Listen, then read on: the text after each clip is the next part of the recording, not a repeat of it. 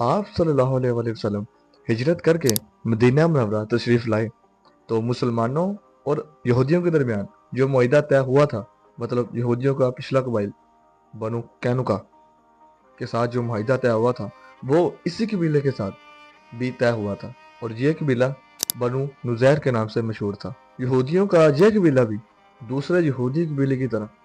ہمیشہ سے مسلمانوں کا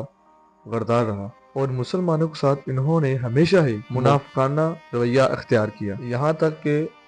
اسی قبیلے نے آپ صلی اللہ علیہ وآلہ وسلم کو معاذ اللہ شہید کرنے کا ارادہ بنایا تھا، اور جس کا بر وقت آپ کو علم ہو گیا، اور آپ صلی اللہ علیہ وآلہ وسلم نے فوراً اپنے شاہ سوار حضرت محمد بن سلمہ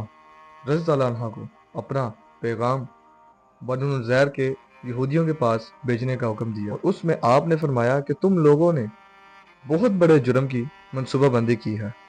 اور اس لیے تمہارے بارے میں ایک فیصلہ ہے کہ 10 دن کے اندر اندر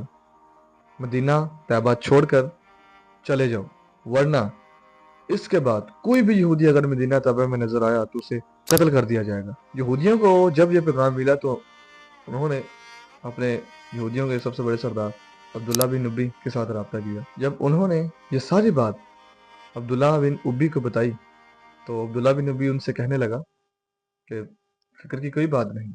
میں تمہارے ساتھ ہوں، اور میرے پاس 2000 بہادروں کا لشکر موجود ہے، اور وہ صرف تمہاری مدد کے لیے ہی ہے، دیگر قبائل میں تمہاری مدد کریں گے۔ بنو نذیر کے یہودیوں کو جب عبداللہ بن ابی کا یہ پیغام ملا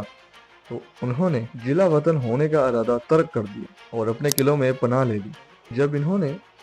وطن چھوڑنے سے انکار کیا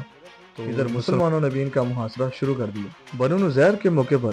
عبداللہ بن ابی بھی نہ آیا، اور انہوں نے جو دوسرے قبائل سے معاہدہ کیا تھا وہ بھی قبیلے نہ آئے۔ ایک قبیلہ بنو غطفان اور دوسرا قبیلہ بنو قریظہ ان کی مدد کو نہ آئے۔ منافقین کو اس قدر حوصلہ نہ ہو سکا کہ وہ مسلمانوں کے ساتھ جا کر لڑائی کر سکیں، تو آخرکار انہوں نے ہتھیار ٹال دیے اور مسلمانوں نے 15 دن تک ان کے قلعوں کا محاصرہ کیا، لیکن آخرکار یہ ڈر گئے۔ پھر بھی نبی پاک صلی اللہ علیہ وآلہ وسلم نے ان پر رحمت اور شفقت کرتے ہوئے ان سے کہا، سوائے اسلحے کے اپنا جتنا بھی مال ہے یہاں سے لے کر نکل جاؤ، اور اپنے بچے بھی، بیویاں بچے، اپنا سامان سارا ساتھ لے جاؤ۔ اور بنو نذیر کے لوگ یہاں سے اپنے بچے، اپنی بیویاں، اپنا سامان لے کر، اپنا گھر اجاڑ کر یہاں سے چلے گئے، اور تقریباً 600 اونٹ شام کی طرف روانہ ہوئے اور خیبر کی طرف جا کر رہنے لگے۔ اس غزوہ نصیر کا بھی مسلمانوں کو بہت فائدہ ہوا، ان کو وسلہ مل گیا اور مسلمانوں کو ایک نئی فتح حاصل ہوئی، اور اس سے اسلام اور مضبوط ہو گیا۔ سبسکرائب